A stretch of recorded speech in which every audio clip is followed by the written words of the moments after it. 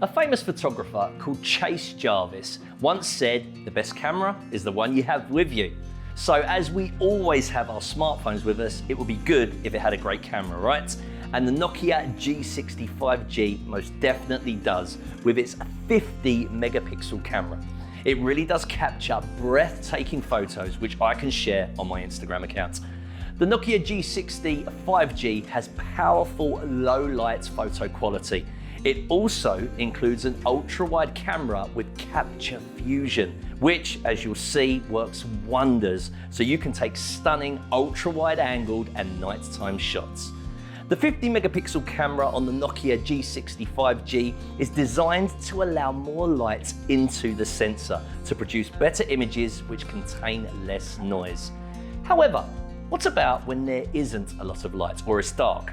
Well, the Nokia G60 5G includes AI Dark Vision and Night Mode 2.0, which will help you capture more details in the dark when you're out with friends or family in the evening.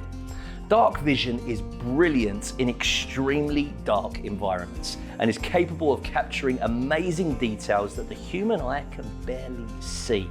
Sometimes a flash can distort colors, but this provides more natural color than using a flash. With the 5 megapixel capture fusion ultra-wide camera, you get some stunning photos.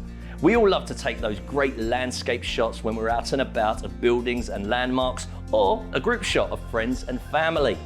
The capture fusion for ultra-wide simultaneously takes a picture with both the main camera and ultra-wide camera and fuses them together for better center area detail.